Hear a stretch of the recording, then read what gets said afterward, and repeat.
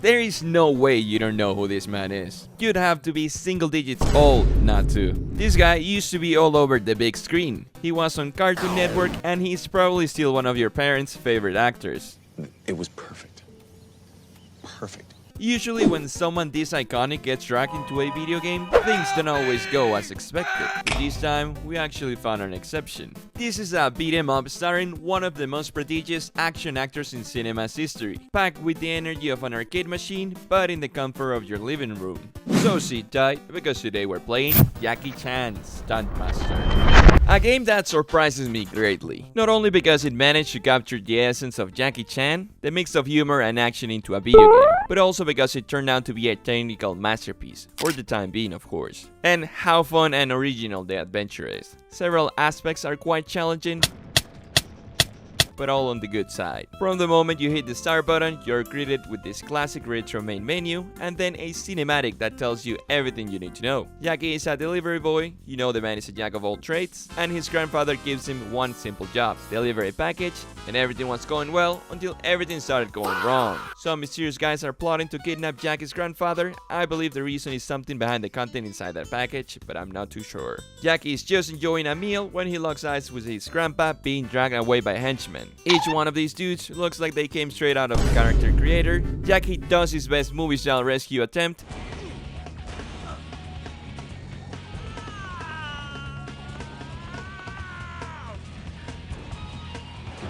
but obviously you can save him.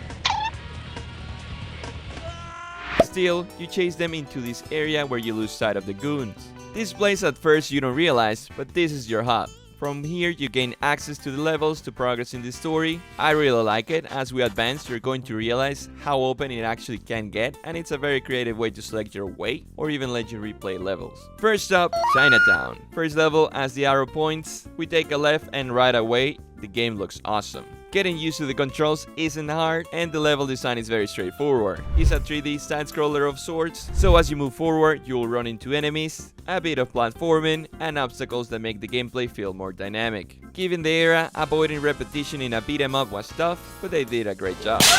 Jackie has a health bar, and his 3 lives are represented as film takes. The scenery is honestly top-notch. If you take your time and look around, there is a good amount of detail. You can clearly tell love was put into this game. Background music just about the same, great, fitting, not repetitive. I do think that it's closer to a superhero game than a Jackie Chan movie, but depending on who you ask, they might consider him a hero. Enemies too are also going to match the occasion or place that we're fighting. Sure, sometimes they're a skin, but usually that means one is going to be a tad stronger. And now the main dish, the fighting.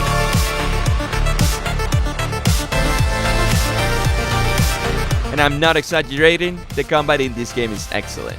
I really love fighting games. The mechanics feel more fleshed out than a lot of newer games. Square punches, triangle kicks, circle grabs, and X jumps. Simple. You can beat the game with just that, but the moment you start combining buttons in a Mortal Kombat kind of way, Jackie starts busting out insane moves. In the 4 or 5 hours I was playing, I kept discovering new combos. Wall attacks, counters, round kicks, weapon-specific moves. Basically anything you'd see Jackie do in a movie, you can pull off here. I want to say there's at least 25 different combinations. You'll learn your favorite moves, sure, but this variety keeps the combat from ever feeling stale, especially since some enemies are going to be dodging some of your attacks. And we're still in Chinatown. Up until now, it's been a great introduction. You got trucks trying to run Jackie over, some parkour style platforming that's not too difficult, and collectibles. Red dragons and golden dragons. Red ones are usually hidden in boxes or high places, and collecting 10 of them gets you a golden dragon, which is used for unlocking extra endgame content. You can also find food to heal yourself, hidden in those same boxes and barrels. Another standout is the voice acting. Jackie voices himself, and his lines capture his sense of humor perfectly. Oh boy, you guys can touch. What do you mean by that? Even the thugs are great, constantly teasing Jackie for being a delivery boy, If you didn't spend all your time at the noodle shop, your grandfather would be safe still right now. or saying he won't get his grandpa back. And as you progress, they start breaking character and saying stuff like, how does he fight like that? Or, I wanna switch teams. This kid is tougher than I want to be on your side. It's just great. Each section of the game consists of 3 levels and a boss fight. In Chinatown, after punching, kicking, and hitting people with a fish, Yes, a fish. You finally meet one of the henchmen who kidnapped your grandfather. This time it's personal. The boss is a chef, and the fight takes place in his kitchen.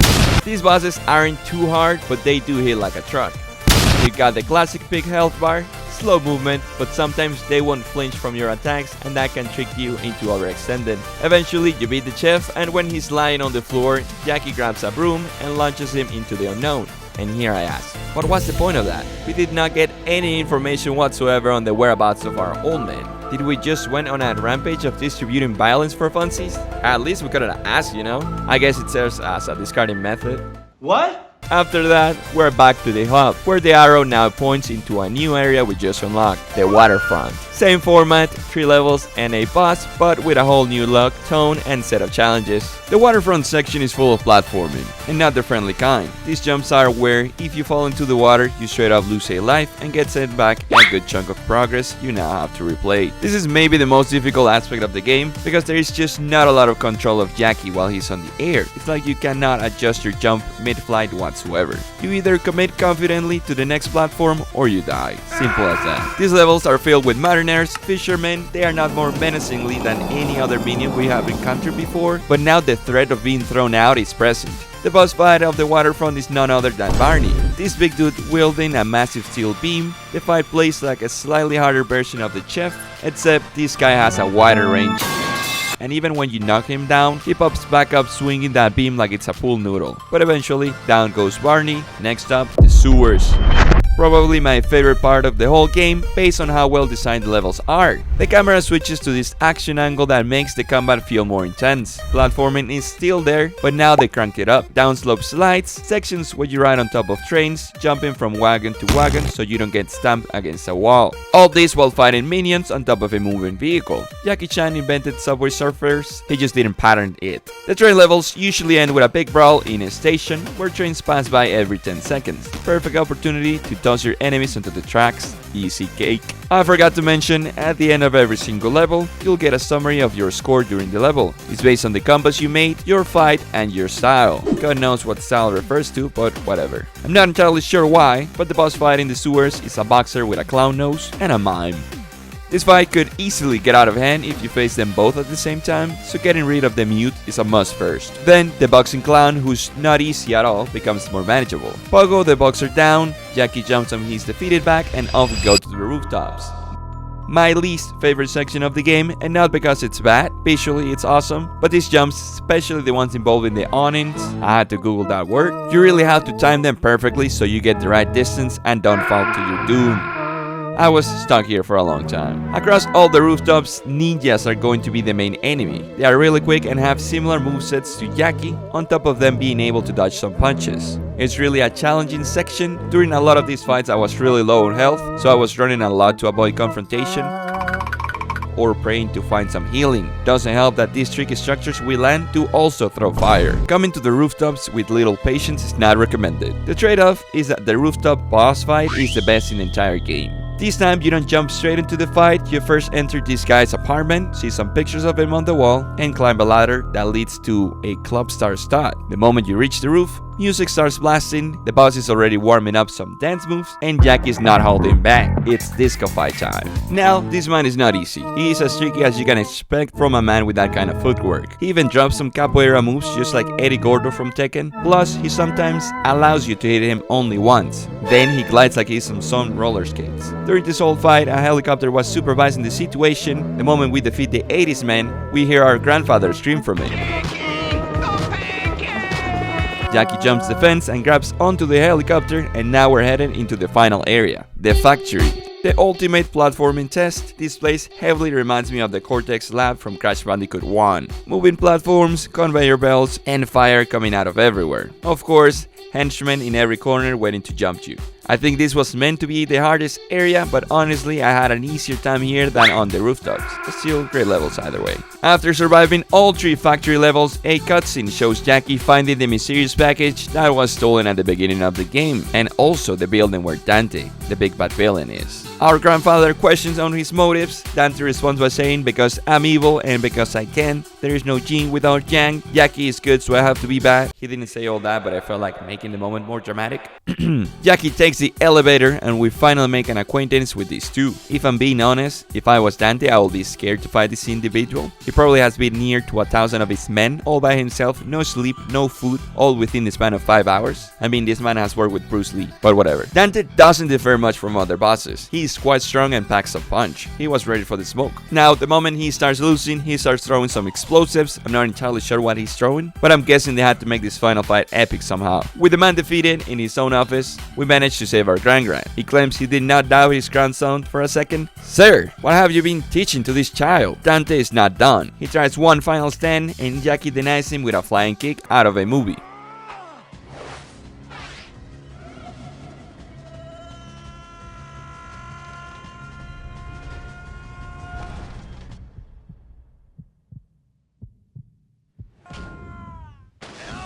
Absolute cinema. Jackie grabs the infamous package, grandfather tells him to hold onto it, and they pack up and leave in the truck.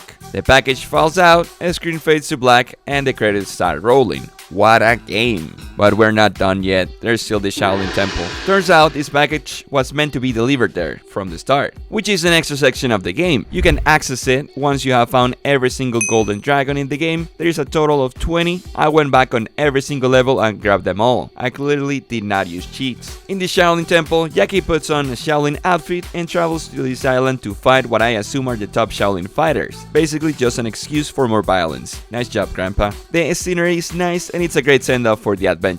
During the stream, my friend Puri asked if it was the real Jackie doing the voice acting. Well, this last scene has an answer for you. Not only the voice, but the motion capture too. Beating the temple gives you a bonus video of Jackie talking about the whole experience working on this game. Gold.